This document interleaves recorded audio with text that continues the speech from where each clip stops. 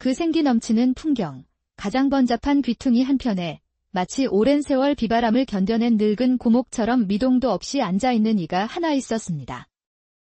사람들은 그를 그저 황노인이라 불렀습니다. 남루하다 못해 거의 흙과 한 몸이 된 듯한 행색의 거지 노인이었지요.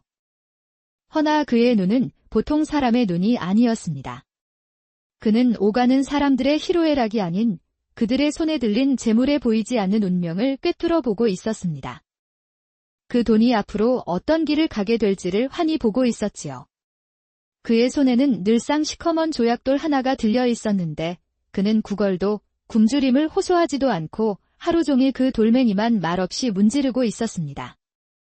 그의 눈에 저작거리는 온통 각기 다른 빛깔의 기운으로 넘실거렸습니다. 땀 흘려 일한 품삯 두냥에서는 며칠 뒤 아이의 새 옷이 되어 기쁨으로 피어날 따뜻하고 소박한 황금빛이 보였습니다.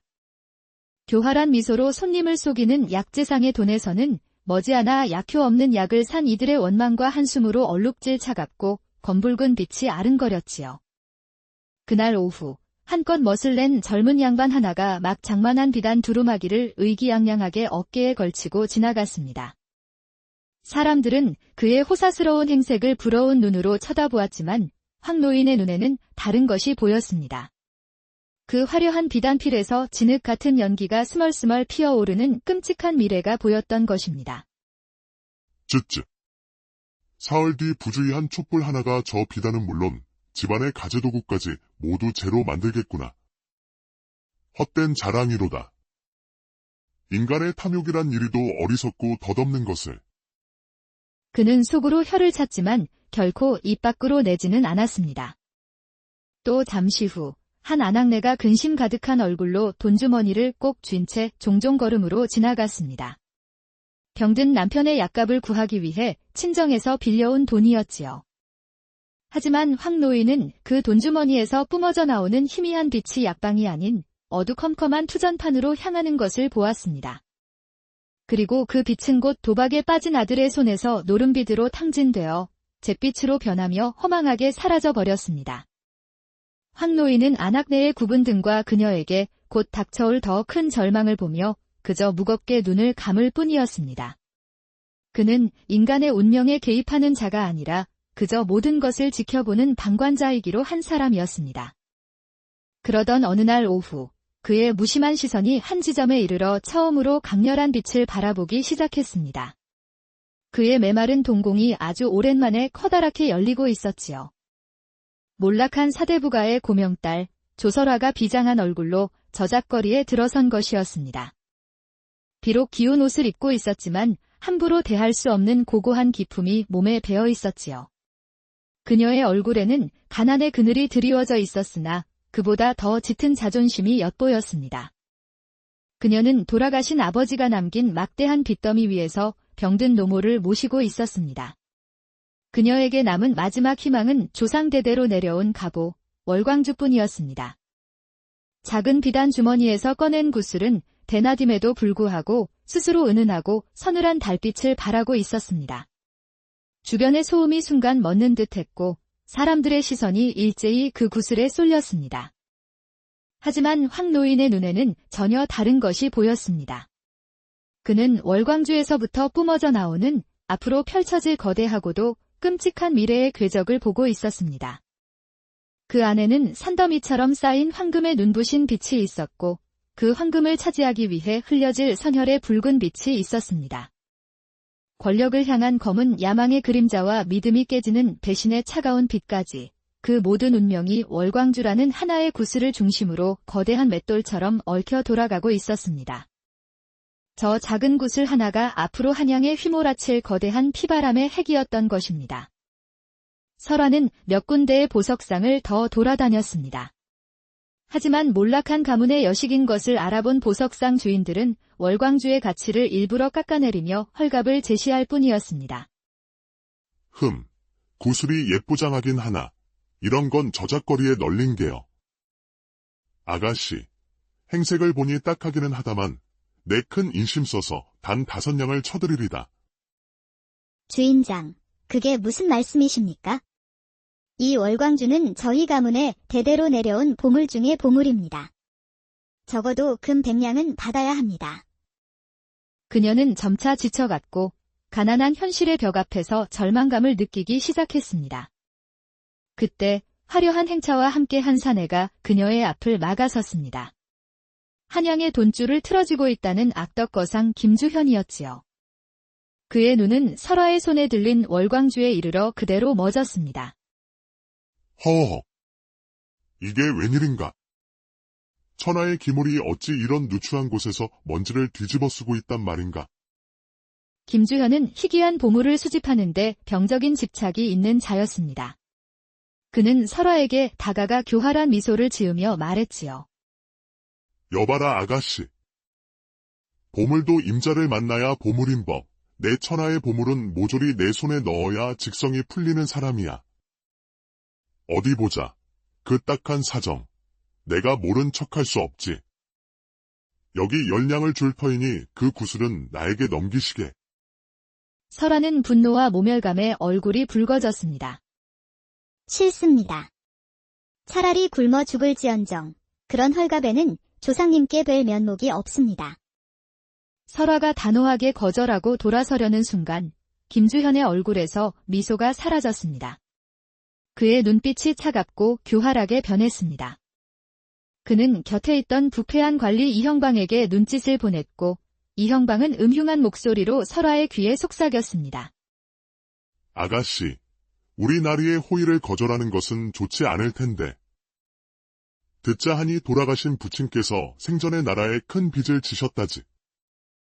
지금이라도 이 구슬을 넘기지 않으면 당장 관아에 고발하여 남은 가족들을 모조리 관노로 만들어 버릴 수도 있어. 병든 그대의 노모는 관아의 빨래터에서 평생 물에 손을 담그게 될 것이고 그대는 저 멀리 북방의 어느 군영으로 보내져 군졸들의 수발을 들게 될 게야. 어떤 길이 낫겠어? 그것은 비열하고도 잔인한 협박이었습니다. 설화는 온몸의 피가 차갑게 식는 것을 느꼈습니다.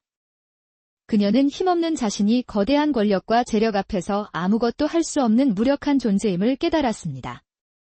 눈앞이 캄캄해지고 눈에서는 뜨거운 눈물이 솟구쳤습니다. 그녀는 결국 치욕과 분노를 삼키며 떨리는 손으로 월광주를 김주현에게 넘길 수밖에 없었습니다. 그렇게 넋을 잃고 서 있던 설화의 귓가에 길가의 황노인이 나지막이 을조리는 소리가 들려왔습니다. 조씨 가문의 여식이여. 그 눈물은 구슬이 아니라 사람의 마음에 담아야 하는 것이오. 저 구슬은 피를 부를 것이나 진짜 보물은 따로 있는 법, 기억하시오. 가장 귀한 것은 언제나 가장 낮은 곳에 있는 법이지.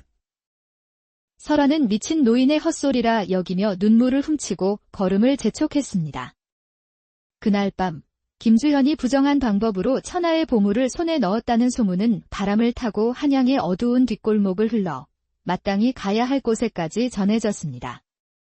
바로 의적이자 전설적인 대도 천봉의 귀에 들어간 것입니다. 그는 본래 무관 집안의 자제였으나 탐관오리들의 모함으로 집안이 풍비박산나고 홀로 살아남아 그들과 같은 악인들의 재물만을 털어 가난한 백성들에게 나눠주는 의적이 된 자였습니다. 감히 백성의 고열을 짜낸 돈으로 보물을 사들여 힘없는 여인의 눈물까지 짜내다니. 그 김주현이란 놈의 오만방자한 버르장머리를 단단히 고쳐줘야겠구나. 천봉은 그 이름처럼 귀신 같은 몸놀림으로 삼엄한 경비를 뚫고 김주현의 저택에 잠입했습니다. 그는 다른 어떤 보물에도 눈길 한 번 주지 않고 오직 월광주만을 품에 넣고는 보란듯이 붓을 들어 벽에 글고 하나를 남겼지요. 귀한 보물은 덕 있는 주인을 찾아가는 법, 천봉. 허나 저택을 빠져나오자마자 사방에서 포졸들이 횃불을 들고 몰려들었습니다. 저작거리는 순식간에 아수라장이 되었고 막다른 골목에 다다른 천봉의 눈에 이 모든 소란과 무관하다는 듯 태연하게 앉아 조약돌을 만지고 있는 황노인이 들어왔습니다. 저 노인이라면 저분은 필시 평범한 분은 아닐 것이다. 저 고요함, 저 무심함이야말로 모든 것을 감출 수 있는 가장 깊은 그릇이리라. 천봉은 황노인의 어깨를 스쳐 지나가는 척하며 누구도 눈치채지 못할 속도로 월광주를 그의 다해진 품속으로 슬며시 밀어넣고는 어둠 속으로 몸을 날렸습니다. 모든 소동이 잠잠해진 다음 날, 천봉은 허름한 장사꾼으로 변장하고 다시 황노인을 찾아갔습니다. 그는 공손히 허리를 숙이며 말했지요. 어르신, 어젯밤에는 경황이 없어 신세를 졌습니다. 잠시 맡겨두었던 구슬을 이제 돌려주십시오. 굶주리는 백성을 위해 마땅히 써야 할 물건입니다.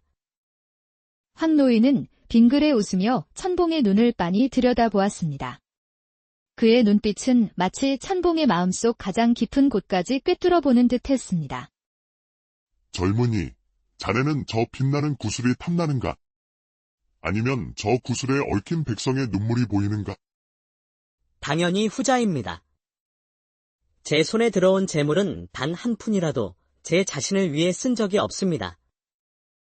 저것으로 굶주리는 아이들에게 죽이라도 한 그릇씩 먹이고 싶을 따름입니다.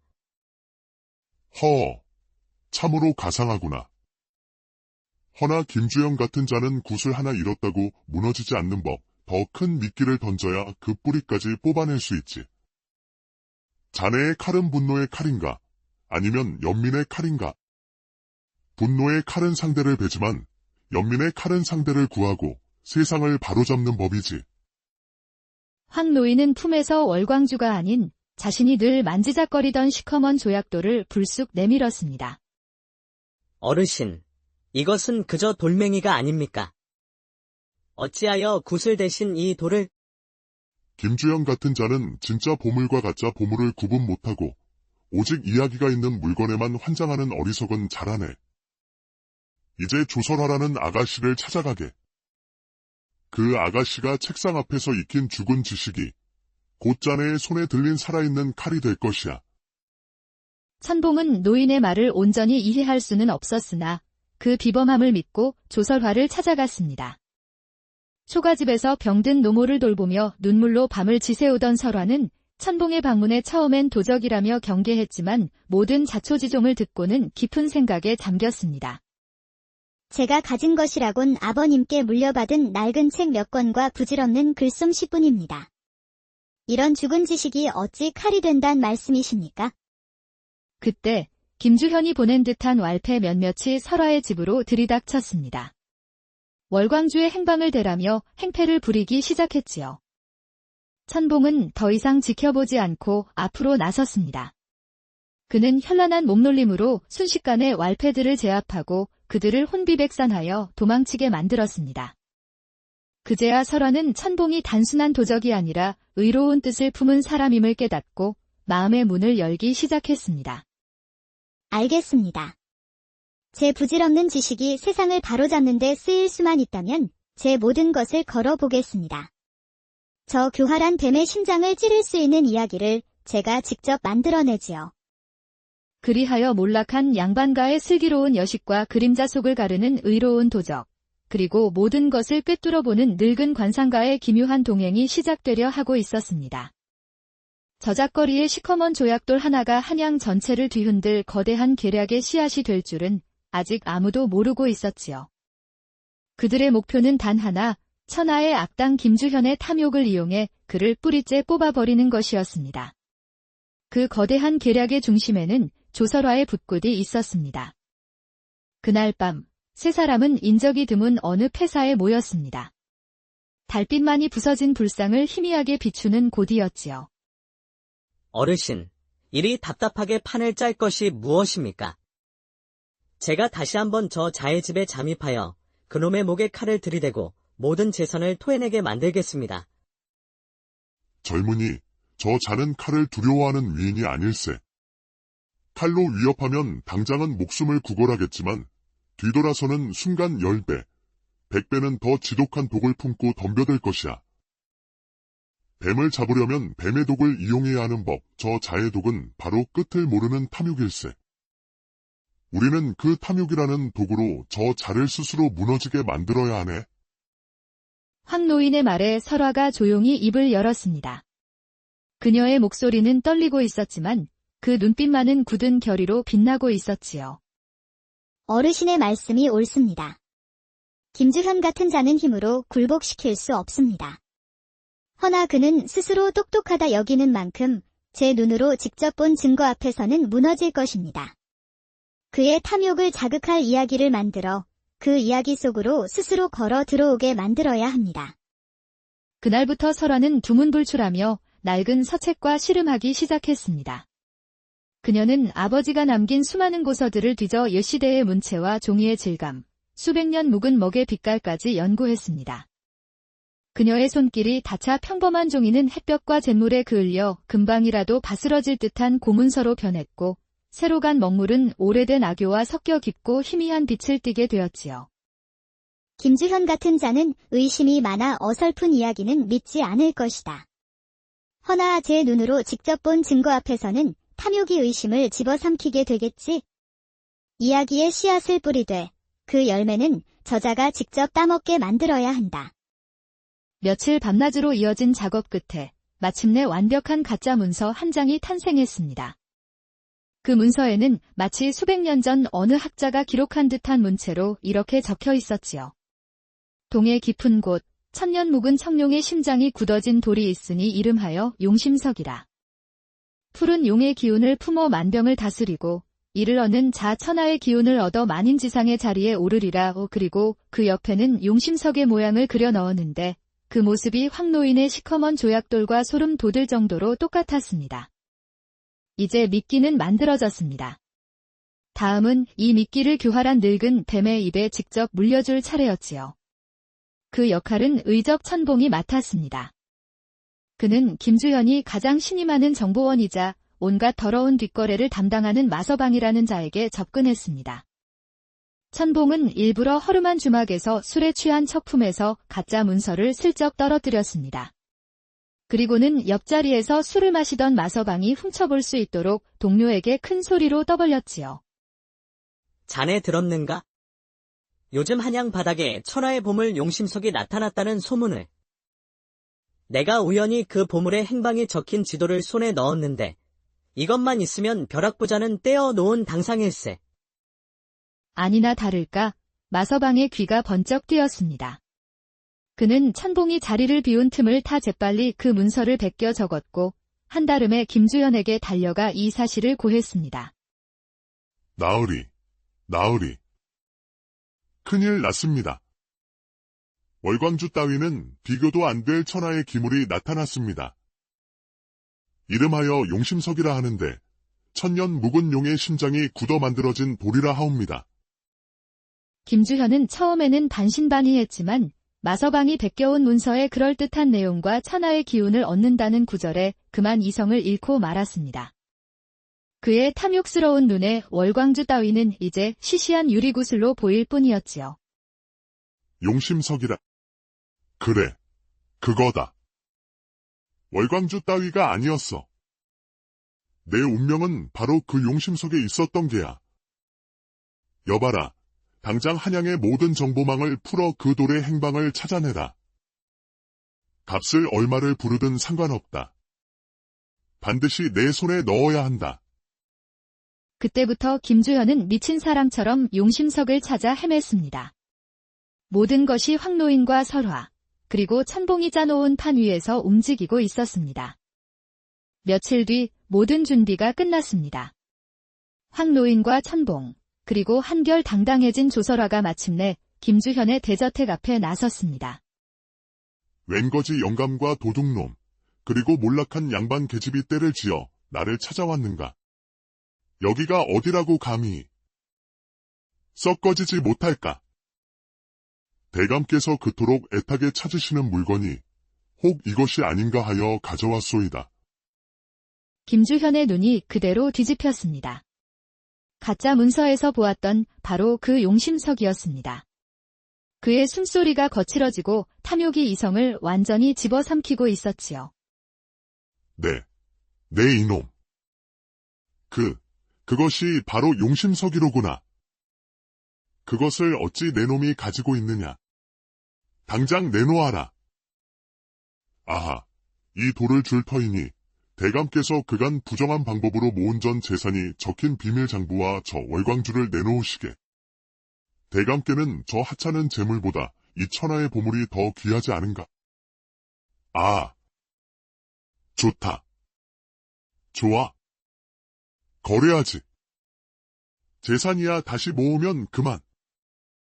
허나 천년에 한 번 나타난다는 보물은 다시는 손에 넣을 수 없는 법이지. 김주현은 한치의 망설임도 없이 자신의 비밀 장부와 월광주를 내어주라 명하고 황 노인의 손에서 조약돌을 빼앗듯 받아들였습니다. 드디어 내 손에 들어왔구나. 천하의 기운이. 이제 이 나라는 내 발 아래 있게 될 것이다. 하! 바로 그 순간 황 노인이 나지막이 그러나 저작거리 전체가 들을 수 있을 만큼 또렷하게 말했습니다. 어리석은 자여, 재물의 가치는 돌멩이에 있는 것이 아니라 그것을 보는 마음에 있는 법. 자네의 탐욕스러운 눈에만 보물이었을 뿐, 그것은 그저 내 고향 강가에서 주워온 흔한 돌멩이라네. 김주현의 웃음이 얼굴에 그대로 굳었습니다.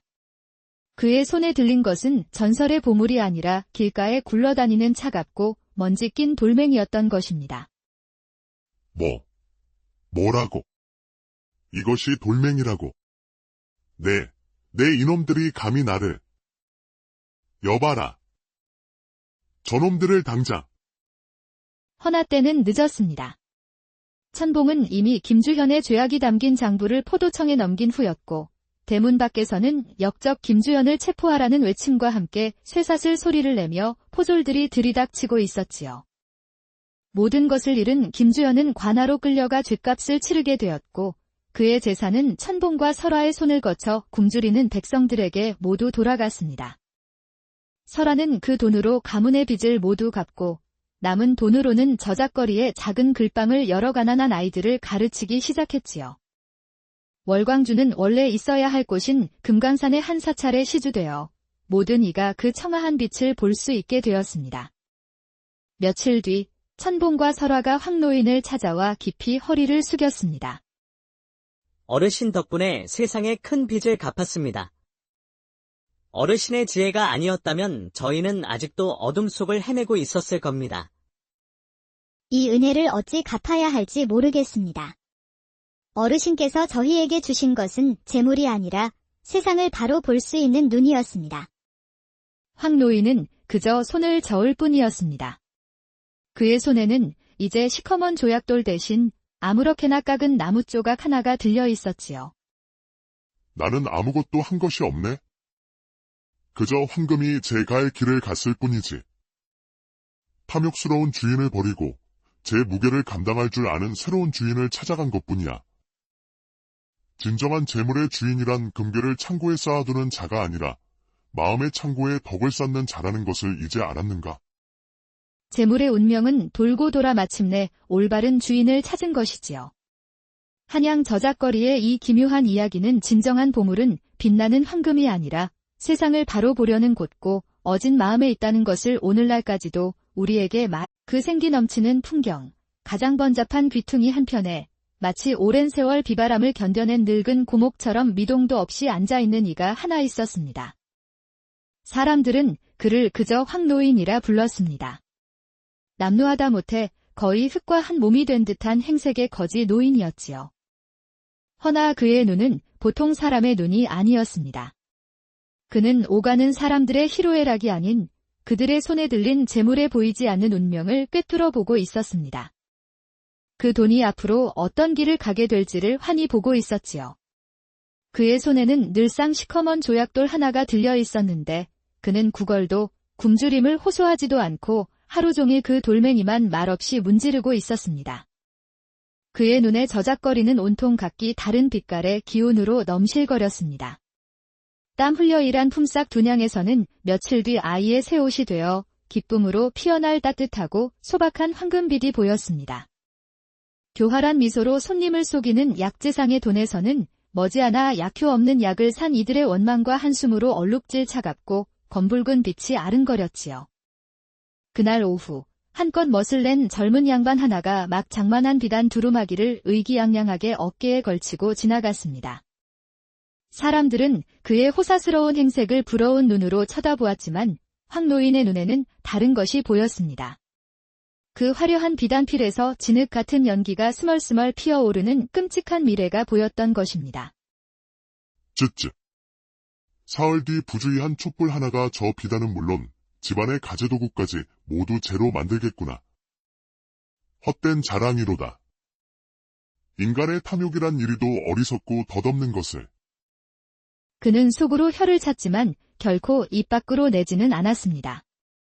또 잠시 후 한 아낙네가 근심 가득한 얼굴로 돈주머니를 꼭 쥔 채 종종 걸음으로 지나갔습니다. 병든 남편의 약값을 구하기 위해 친정에서 빌려온 돈이었지요. 하지만 황 노인은 그 돈주머니에서 뿜어져 나오는 희미한 빛이 약방이 아닌 어두컴컴한 투전판으로 향하는 것을 보았습니다. 그리고 그 빛은 곧 도박에 빠진 아들의 손에서 노름빛으로 탕진되어 잿빛으로 변하며 허망하게 사라져 버렸습니다. 황 노인은 아낙네의 굽은 등과 그녀에게 곧 닥쳐올 더 큰 절망을 보며 그저 무겁게 눈을 감을 뿐이었습니다. 그는 인간의 운명에 개입하는 자가 아니라 그저 모든 것을 지켜보는 방관자이기로 한 사람이었습니다. 그러던 어느 날 오후, 그의 무심한 시선이 한 지점에 이르러 처음으로 강렬한 빛을 바라보기 시작했습니다. 그의 메마른 동공이 아주 오랜만에 커다랗게 열리고 있었지요. 몰락한 사대부가의 고명딸, 조설화가 비장한 얼굴로 저작거리에 들어선 것이었습니다. 비록 기운 옷을 입고 있었지만 함부로 대할 수 없는 고고한 기품이 몸에 배어 있었지요. 그녀의 얼굴에는 가난의 그늘이 드리워져 있었으나 그보다 더 짙은 자존심이 엿보였습니다. 그녀는 돌아가신 아버지가 남긴 막대한 빚더미 위에서 병든 노모를 모시고 있었습니다. 그녀에게 남은 마지막 희망은 조상대대로 내려온 갑오, 월광주뿐이었습니다. 작은 비단 주머니에서 꺼낸 구슬은 대낮임에도 불구하고 스스로 은은하고 서늘한 달빛을 발하고 있었습니다. 주변의 소음이 순간 멎는 듯했고 사람들의 시선이 일제히 그 구슬에 쏠렸습니다. 하지만 황 노인의 눈에는 전혀 다른 것이 보였습니다. 그는 월광주에서부터 뿜어져 나오는 앞으로 펼쳐질 거대하고도 끔찍한 미래의 궤적을 보고 있었습니다.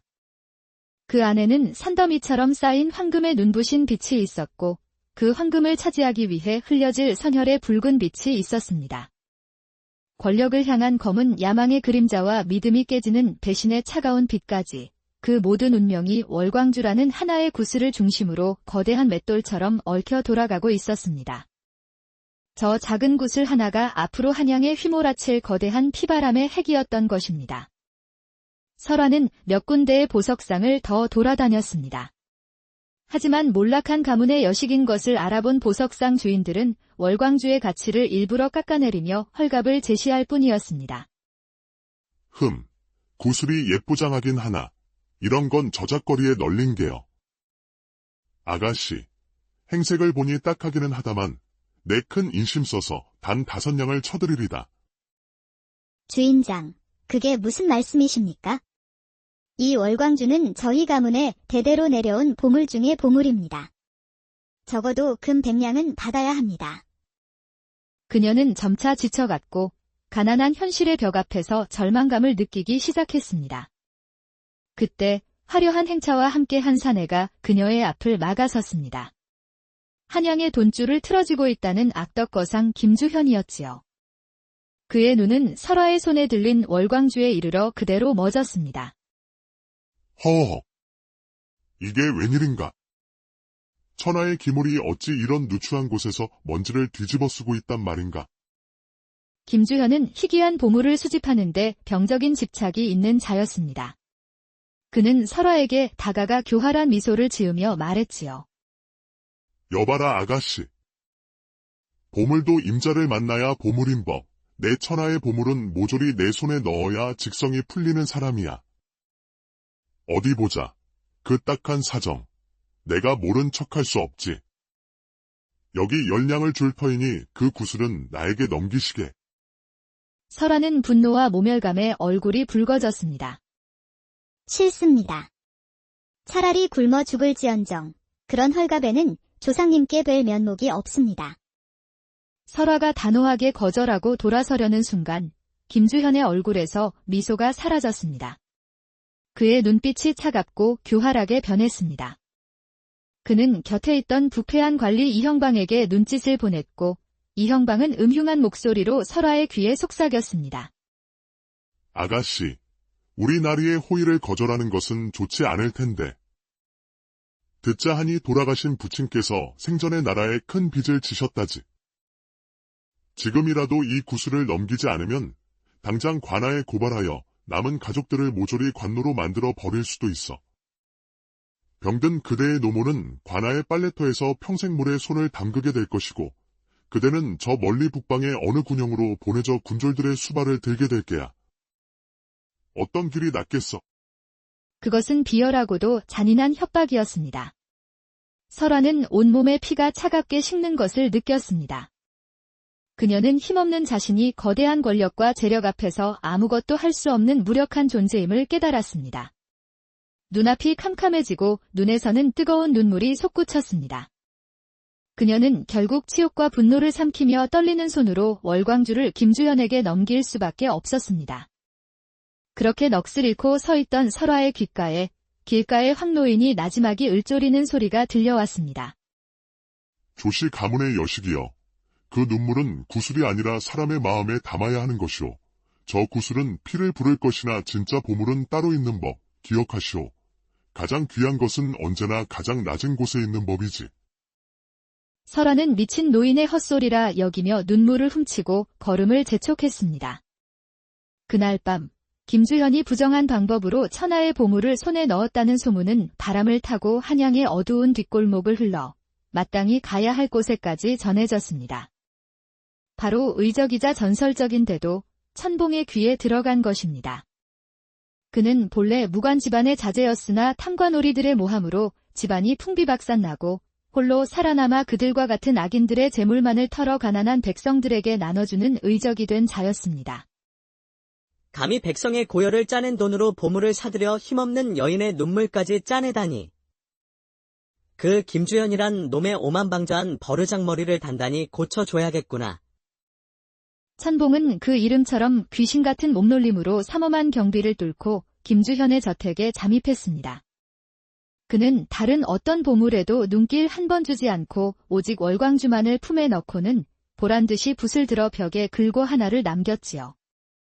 귀한 보물은 덕 있는 주인을 찾아가는 법, 천봉. 허나 저택을 빠져나오자마자 사방에서 포졸들이 횃불을 들고 몰려들었습니다. 저작거리는 순식간에 아수라장이 되었고 막다른 골목에 다다른 천봉의 눈에 이 모든 소란과 무관하다는 듯 태연하게 앉아 조약돌을 만지고 있는 황노인이 들어왔습니다. 저 노인이라면 저분은 필시 평범한 분은 아닐 것이다. 저 고요함, 저 무심함이야말로 모든 것을 감출 수 있는 가장 깊은 그릇이리라. 천봉은 황노인의 어깨를 스쳐 지나가는 척하며 누구도 눈치채지 못할 속도로 월광주를 그의 다해진 품속으로 슬며시 밀어넣고는 어둠 속으로 몸을 날렸습니다. 모든 소동이 잠잠해진 다음 날, 천봉은 허름한 장사꾼으로 변장하고 다시 황노인을 찾아갔습니다. 그는 공손히 허리를 숙이며 말했지요. 어르신, 어젯밤에는 경황이 없어 신세를 졌습니다. 잠시 맡겨두었던 구슬을 이제 돌려주십시오. 굶주리는 백성을 위해 마땅히 써야 할 물건입니다. 황노인은 빙그레 웃으며 천봉의 눈을 빤히 들여다보았습니다. 그의 눈빛은 마치 천봉의 마음속 가장 깊은 곳까지 꿰뚫어보는 듯 했습니다. 젊은이, 자네는 저 빛나는 구슬이 탐나는가? 아니면 저 구슬에 얽힌 백성의 눈물이 보이는가? 당연히 후자입니다. 제 손에 들어온 재물은 단 한 푼이라도 제 자신을 위해 쓴 적이 없습니다. 저것으로 굶주리는 아이들에게 죽이라도 한 그릇씩 먹이고 싶을 따름입니다. 참으로 가상하구나. 허나 김주영 같은 자는 구슬 하나 잃었다고 무너지지 않는 법, 더 큰 미끼를 던져야 그 뿌리까지 뽑아낼 수 있지. 자네의 칼은 분노의 칼인가? 아니면 연민의 칼인가? 분노의 칼은 상대를 베지만 연민의 칼은 상대를 구하고 세상을 바로잡는 법이지. 황노인은 품에서 월광주가 아닌 자신이 늘 만지작거리던 시커먼 조약돌을 불쑥 내밀었습니다. 어르신, 이것은 그저 돌멩이가 아닙니까? 어찌하여 구슬 대신 이 돌을? 김주영 같은 자는 진짜 보물과 가짜 보물을 구분 못하고 오직 이야기가 있는 물건에만 환장하는 어리석은 자라네. 이제 조설하라는 아가씨를 찾아가게. 그 아가씨가 책상 앞에서 익힌 죽은 지식이 곧 자네의 손에 들린 살아있는 칼이 될 것이야. 천봉은 노인의 말을 온전히 이해할 수는 없었으나 그 비범함을 믿고 조설화를 찾아갔습니다. 초가집에서 병든 노모를 돌보며 눈물로 밤을 지새우던 설화는 천봉의 방문에 처음엔 도적이라며 경계했지만 모든 자초지종을 듣고는 깊은 생각에 잠겼습니다. 제가 가진 것이라곤 아버님께 물려받은 낡은 책 몇 권과 부질없는 글솜씨뿐입니다. 이런 죽은 지식이 어찌 칼이 된단 말씀이십니까? 그때 김주현이 보낸 듯한 왈패 몇몇이 설화의 집으로 들이닥쳤습니다. 월광주의 행방을 대라며 행패를 부리기 시작했지요. 천봉은 더 이상 지켜보지 않고 앞으로 나섰습니다. 그는 현란한 몸놀림으로 순식간에 왈패들을 제압하고 그들을 혼비백산하여 도망치게 만들었습니다. 그제야 설화는 천봉이 단순한 도적이 아니라 의로운 뜻을 품은 사람임을 깨닫고 마음의 문을 열기 시작했습니다. 알겠습니다. 제 부질없는 지식이 세상을 바로잡는 데 쓰일 수만 있다면 제 모든 것을 걸어보겠습니다. 저 교활한 뱀의 심장을 찌를 수 있는 이야기를 제가 직접 만들어내지요.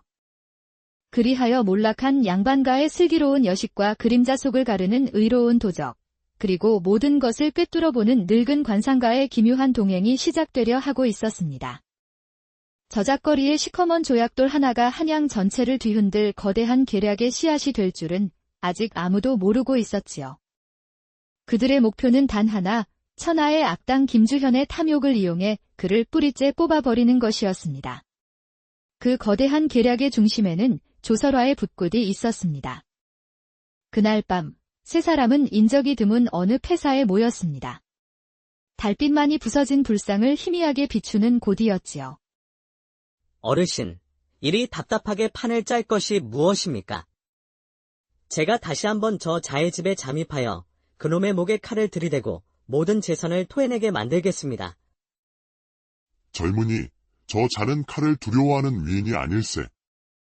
칼로 위협하면 당장은 목숨을 구걸하겠지만 뒤돌아서는 순간 10배, 100배는 더 지독한 독을 품고 덤벼들 것이야. 뱀을 잡으려면 뱀의 독을 이용해야 하는 법, 저 자의 독은 바로 끝을 모르는 탐욕일세. 우리는 그 탐욕이라는 독으로 저 자를 스스로 무너지게 만들어야 하네. 황 노인의 말에 설화가 조용히 입을 열었습니다. 그녀의 목소리는 떨리고 있었지만 그 눈빛만은 굳은 결의로 빛나고 있었지요. 어르신의 말씀이 옳습니다. 김주현 같은 자는 힘으로 굴복시킬 수 없습니다. 허나 그는 스스로 똑똑하다 여기는 만큼 제 눈으로 직접 본 증거 앞에서는 무너질 것입니다. 그의 탐욕을 자극할 이야기를 만들어 그 이야기 속으로 스스로 걸어 들어오게 만들어야 합니다.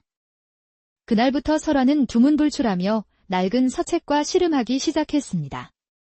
그녀는 아버지가 남긴 수많은 고서들을 뒤져 옛 시대의 문체와 종이의 질감, 수백 년 묵은 먹의 빛깔까지 연구했습니다. 그녀의 손길이 닿자 평범한 종이는 햇볕과 잿물에 그을려 금방이라도 바스러질 듯한 고문서로 변했고 새로 간 먹물은 오래된 악교와 섞여 깊고 희미한 빛을 띠게 되었지요. 김주현 같은 자는 의심이 많아 어설픈 이야기는 믿지 않을 것이다. 허나 제 눈으로 직접 본 증거 앞에서는 탐욕이 의심을 집어삼키게 되겠지. 이야기에 씨앗을 뿌리되 그 열매는 저자가 직접 따먹게 만들어야 한다. 며칠 밤낮으로 이어진 작업 끝에 마침내 완벽한 가짜 문서 한 장이 탄생했습니다. 그 문서에는 마치 수백 년 전 어느 학자가 기록한 듯한 문체로 이렇게 적혀 있었지요. 동해 깊은 곳, 천년 묵은 청룡의 심장이 굳어진 돌이 있으니 이름하여 용심석이라. 푸른 용의 기운을 품어 만병을 다스리고 이를 얻는 자 천하의 기운을 얻어 만인지상의 자리에 오르리라. 그리고 그 옆에는 용심석의 모양을 그려 넣었는데 그 모습이 황노인의 시커먼 조약돌과 소름 돋을 정도로 똑같았습니다. 이제 미끼는 만들어졌습니다. 다음은 이 미끼를 교활한 늙은 뱀의 입에 직접 물려줄 차례였지요. 그 역할은 의적 천봉이 맡았습니다. 그는 김주현이 가장 신임하는 정보원이자 온갖 더러운 뒷거래를 담당하는 마서방이라는 자에게 접근했습니다. 천봉은 일부러 허름한 주막에서 술에 취한 척 품에서 가짜 문서를 슬쩍 떨어뜨렸습니다. 그리고는 옆자리에서 술을 마시던 마서방이 훔쳐볼 수 있도록 동료에게 큰 소리로 떠벌렸지요. 자네 들었는가? 요즘 한양 바닥에 천하의 보물 용심석이 나타났다는 소문을. 내가 우연히 그 보물의 행방이 적힌 지도를 손에 넣었는데 이것만 있으면 벼락부자는 떼어 놓은 당상일세. 아니나 다를까 마서방의 귀가 번쩍 뜨였습니다. 그는 천봉이 자리를 비운 틈을 타 재빨리 그 문서를 베껴 적었고 한달음에 김주현에게 달려가 이 사실을 고했습니다. 나으리. 큰일 났습니다. 월광주 따위는 비교도 안 될 천하의 기물이 나타났습니다. 이름하여 용심석이라 하는데 천년 묵은 용의 심장이 굳어 만들어진 돌이라 하옵니다. 김주현은 처음에는 반신반의했지만 마서방이 베껴온 문서의 그럴듯한 내용과 천하의 기운을 얻는다는 구절에 그만 이성을 잃고 말았습니다. 그의 탐욕스러운 눈에 월광주 따위는 이제 시시한 유리구슬로 보일 뿐이었지요. 용심석이라. 그래, 그거다.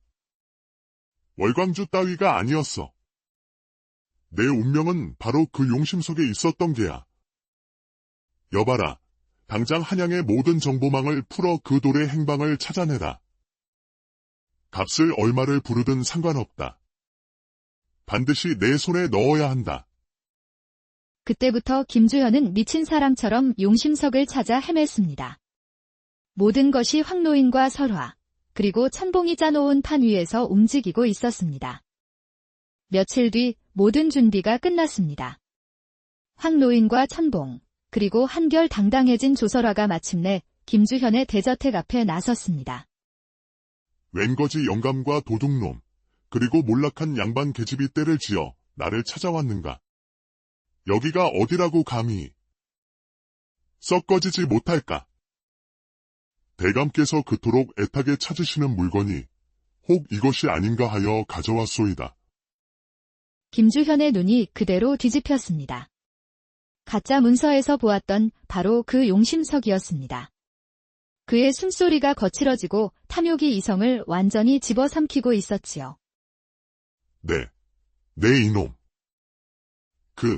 그것이 바로 용심석이로구나. 그것을 어찌 내 놈이 가지고 있느냐. 당장 내놓아라. 아하, 이 돌을 줄 터이니 대감께서 그간 부정한 방법으로 모은 전 재산이 적힌 비밀 장부와 저 월광주를 내놓으시게. 대감께는 저 하찮은 재물보다 이 천하의 보물이 더 귀하지 않은가? 아, 좋다. 좋아.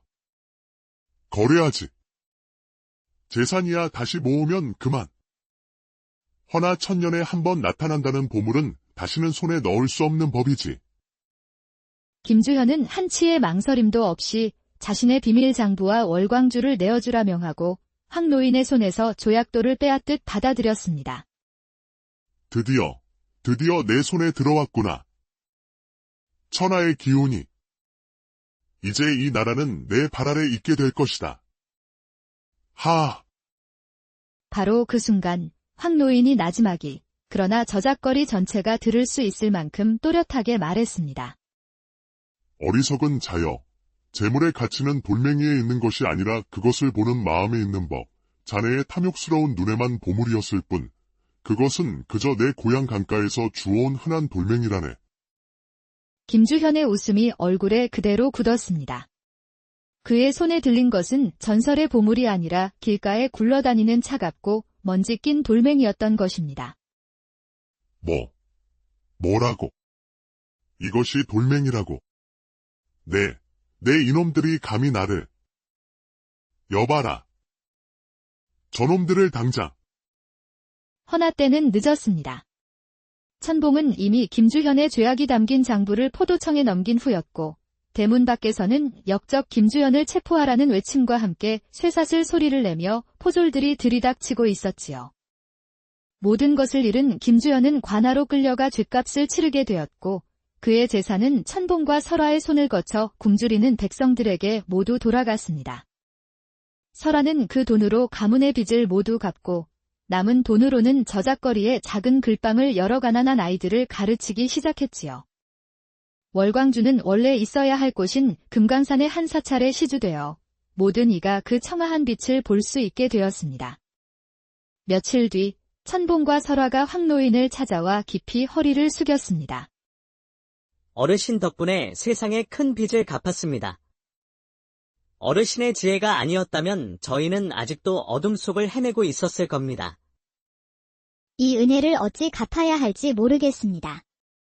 어르신께서 저희에게 주신 것은 재물이 아니라 세상을 바로 볼 수 있는 눈이었습니다. 황노인은 그저 손을 저을 뿐이었습니다. 그의 손에는 이제 시커먼 조약돌 대신 아무렇게나 깎은 나무 조각 하나가 들려 있었지요. 나는 아무것도 한 것이 없네. 그저 황금이 제 갈 길을 갔을 뿐이지.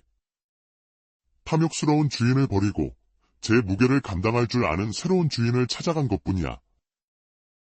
진정한 재물의 주인이란 금괴를 창고에 쌓아두는 자가 아니라 마음의 창고에 덕을 쌓는 자라는 것을 이제 알았는가?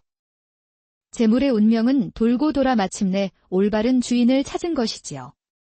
한양 저작거리의 이 기묘한 이야기는 진정한 보물은 빛나는 황금이 아니라 세상을 바로 보려는 곧고 어진 마음에 있다는 것을 오늘날까지도 우리에게 그 생기 넘치는 풍경, 가장 번잡한 귀퉁이 한편에 마치 오랜 세월 비바람을 견뎌낸 늙은 고목처럼 미동도 없이 앉아있는 이가 하나 있었습니다.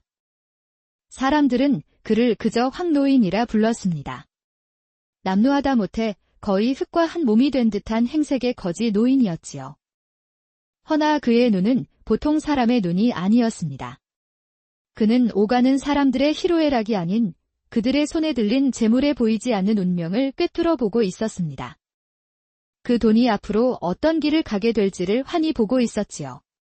그의 손에는 늘상 시커먼 조약돌 하나가 들려 있었는데 그는 구걸도 굶주림을 호소하지도 않고 하루 종일 그 돌멩이만 말없이 문지르고 있었습니다. 그의 눈에 저작거리는 온통 각기 다른 빛깔의 기운으로 넘실거렸습니다. 땀 흘려 일한 품삯 두냥에서는 며칠 뒤 아이의 새 옷이 되어 기쁨으로 피어날 따뜻하고 소박한 황금빛이 보였습니다. 교활한 미소로 손님을 속이는 약재상의 돈에서는 머지않아 약효 없는 약을 산 이들의 원망과 한숨으로 얼룩질 차갑고 검붉은 빛이 아른거렸지요. 그날 오후 한껏 멋을 낸 젊은 양반 하나가 막 장만한 비단 두루마기를 의기양양하게 어깨에 걸치고 지나갔습니다. 사람들은 그의 호사스러운 행색을 부러운 눈으로 쳐다보았지만 황노인의 눈에는 다른 것이 보였습니다. 그 화려한 비단필에서 진흙 같은 연기가 스멀스멀 피어오르는 끔찍한 미래가 보였던 것입니다. 쯧쯧. 사흘 뒤 부주의한 촛불 하나가 저 비단은 물론 집안의 가재도구까지 모두 재로 만들겠구나. 헛된 자랑이로다. 인간의 탐욕이란 이리도 어리석고 덧없는 것을. 그는 속으로 혀를 찼지만 결코 입 밖으로 내지는 않았습니다. 또 잠시 후 한 아낙네가 근심 가득한 얼굴로 돈주머니를 꼭 쥔 채 종종 걸음으로 지나갔습니다. 병든 남편의 약값을 구하기 위해 친정에서 빌려온 돈이었지요. 하지만 황노인은 그 돈주머니에서 뿜어져 나오는 희미한 빛이 약방이 아닌 어두컴컴한 투전판으로 향하는 것을 보았습니다. 그리고 그 빛은 곧 도박에 빠진 아들의 손에서 노름빛으로 탕진되어 잿빛으로 변하며 허망하게 사라져 버렸습니다. 황노인은 아낙네의 굽은 등과 그녀에게 곧 닥쳐올 더 큰 절망을 보며 그저 무겁게 눈을 감을 뿐이었습니다. 그는 인간의 운명에 개입하는 자가 아니라 그저 모든 것을 지켜보는 방관자이기로 한 사람이었습니다. 그러던 어느 날 오후 그의 무심한 시선이 한 지점에 이르러 처음으로 강렬한 빛을 바라보기 시작했습니다. 그의 메마른 동공이 아주 오랜만에 커다랗게 열리고 있었지요. 몰락한 사대부가의 고명딸 조설화가 비장한 얼굴로 저작거리에 들어선 것이었습니다. 비록 기운 옷을 입고 있었지만 함부로 대할 수 없는 고고한 기품이 몸에 배어 있었지요. 그녀의 얼굴에는 가난의 그늘이 드리워져 있었으나 그보다 더 짙은 자존심이 엿보였습니다. 그녀는 돌아가신 아버지가 남긴 막대한 빚더미 위에서 병든 노모를 모시고 있었습니다. 그녀에게 남은 마지막 희망은 조상대대로 내려온 갑오, 월광주뿐이었습니다.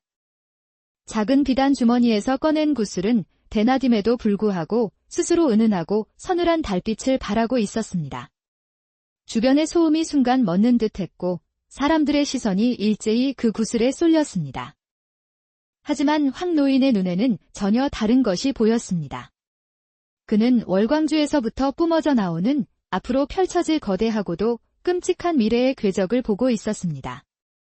그 안에는 산더미처럼 쌓인 황금의 눈부신 빛이 있었고 그 황금을 차지하기 위해 흘려질 선혈의 붉은 빛이 있었습니다. 권력을 향한 검은 야망의 그림자와 믿음이 깨지는 배신의 차가운 빛까지 그 모든 운명이 월광주라는 하나의 구슬을 중심으로 거대한 맷돌처럼 얽혀 돌아가고 있었습니다. 저 작은 구슬 하나가 앞으로 한양에 휘몰아칠 거대한 피바람의 핵이었던 것입니다. 설화는 몇 군데의 보석상을 더 돌아다녔습니다. 하지만 몰락한 가문의 여식인 것을 알아본 보석상 주인들은 월광주의 가치를 일부러 깎아내리며 헐값을 제시할 뿐이었습니다. 구슬이 예쁘장하긴 하나 이런 건 저작거리에 널린 게요. 아가씨, 행색을 보니 딱하기는 하다만 내 큰 인심 써서 단 5냥을 쳐드리리다. 주인장, 그게 무슨 말씀이십니까? 이 월광주는 저희 가문에 대대로 내려온 보물 중의 보물입니다. 적어도 금 100냥은 받아야 합니다. 그녀는 점차 지쳐갔고 가난한 현실의 벽 앞에서 절망감을 느끼기 시작했습니다. 그때 화려한 행차와 함께 한 사내가 그녀의 앞을 막아섰습니다. 한양의 돈줄을 틀어쥐고 있다는 악덕거상 김주현이었지요.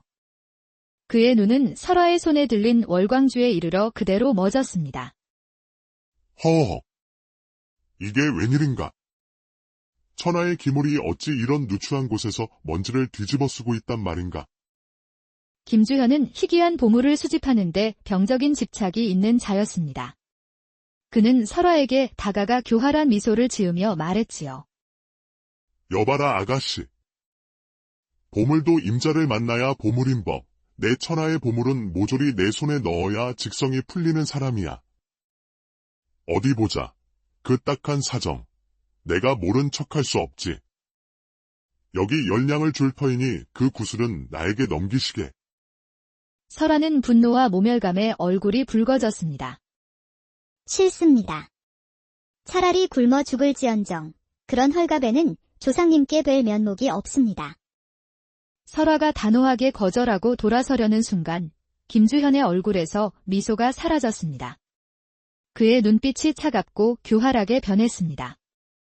그는 곁에 있던 부패한 관리 이형방에게 눈짓을 보냈고 이형방은 음흉한 목소리로 설화의 귀에 속삭였습니다. 아가씨, 우리 나리의 호의를 거절하는 것은 좋지 않을 텐데. 듣자 하니 돌아가신 부친께서 생전의 나라에 큰 빚을 지셨다지. 지금이라도 이 구슬을 넘기지 않으면 당장 관아에 고발하여 남은 가족들을 모조리 관노로 만들어 버릴 수도 있어. 병든 그대의 노모는 관아의 빨래터에서 평생 물에 손을 담그게 될 것이고 그대는 저 멀리 북방의 어느 군영으로 보내져 군졸들의 수발을 들게 될 게야. 어떤 길이 낫겠어? 그것은 비열하고도 잔인한 협박이었습니다. 설화는 온몸의 피가 차갑게 식는 것을 느꼈습니다. 그녀는 힘없는 자신이 거대한 권력과 재력 앞에서 아무것도 할 수 없는 무력한 존재임을 깨달았습니다. 눈앞이 캄캄해지고 눈에서는 뜨거운 눈물이 솟구쳤습니다. 그녀는 결국 치욕과 분노를 삼키며 떨리는 손으로 월광주를 김주현에게 넘길 수밖에 없었습니다.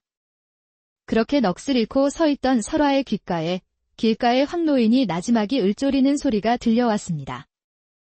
조씨 가문의 여식이여. 그 눈물은 구슬이 아니라 사람의 마음에 담아야 하는 것이오. 저 구슬은 피를 부를 것이나 진짜 보물은 따로 있는 법, 기억하시오. 가장 귀한 것은 언제나 가장 낮은 곳에 있는 법이지. 설화는 미친 노인의 헛소리라 여기며 눈물을 훔치고 걸음을 재촉했습니다. 그날 밤 김주현이 부정한 방법으로 천하의 보물을 손에 넣었다는 소문은 바람을 타고 한양의 어두운 뒷골목을 흘러 마땅히 가야 할 곳에까지 전해졌습니다. 바로 의적이자 전설적인 대도 천봉의 귀에 들어간 것입니다. 그는 본래 무관 집안의 자제였으나 탐관오리들의 모함으로 집안이 풍비박산나고 홀로 살아남아 그들과 같은 악인들의 재물만을 털어 가난한 백성들에게 나눠주는 의적이 된 자였습니다. 감히 백성의 고열을 짜낸 돈으로 보물을 사들여 힘없는 여인의 눈물까지 짜내다니. 그 김주현이란 놈의 오만방자한 버르장머리를 단단히 고쳐줘야겠구나. 천봉은 그 이름처럼 귀신 같은 몸놀림으로 삼엄한 경비를 뚫고 김주현의 저택에 잠입했습니다. 그는 다른 어떤 보물에도 눈길 한 번 주지 않고 오직 월광주만을 품에 넣고는 보란듯이 붓을 들어 벽에 글고 하나를 남겼지요. 귀한 보물은 덕 있는 주인을 찾아가는 법, 천봉. 허나 저택을 빠져나오자마자 사방에서 포졸들이 횃불을 들고 몰려들었습니다. 저작거리는 순식간에 아수라장이 되었고 막다른 골목에 다다른 천봉의 눈에 이 모든 소란과 무관하다는 듯 태연하게 앉아 조약돌을 만지고 있는 황 노인이 들어왔습니다.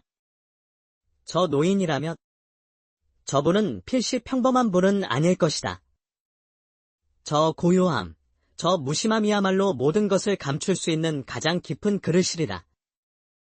천봉은 황 노인의 어깨를 스쳐 지나가는 척하며 누구도 눈치채지 못할 속도로 월광주를 그의 다해진 품속으로 슬며시 밀어넣고는 어둠 속으로 몸을 날렸습니다. 모든 소동이 잠잠해진 다음 날, 천봉은 허름한 장사꾼으로 변장하고 다시 황 노인을 찾아갔습니다. 그는 공손히 허리를 숙이며 말했지요. 어르신, 어젯밤에는 경황이 없어 신세를 졌습니다. 잠시 맡겨두었던 구슬을 이제 돌려주십시오. 굶주리는 백성을 위해 마땅히 써야 할 물건입니다. 황 노인은 빙그레 웃으며 천봉의 눈을 빤히 들여다보았습니다. 그의 눈빛은 마치 천봉의 마음속 가장 깊은 곳까지 꿰뚫어보는 듯 했습니다. 젊은이, 자네는 저 빛나는 구슬이 탐나는가? 아니면 저 구슬에 얽힌 백성의 눈물이 보이는가? 당연히 후자입니다. 제 손에 들어온 재물은 단 한 푼이라도 제 자신을 위해 쓴 적이 없습니다. 저것으로 굶주리는 아이들에게 죽이라도 한 그릇씩 먹이고 싶을 따름입니다. 참으로 가상하구나.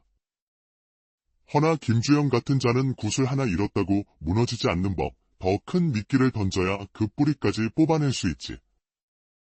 자네의 칼은 분노의 칼인가? 아니면 연민의 칼인가? 분노의 칼은 상대를 베지만 연민의 칼은 상대를 구하고 세상을 바로잡는 법이지.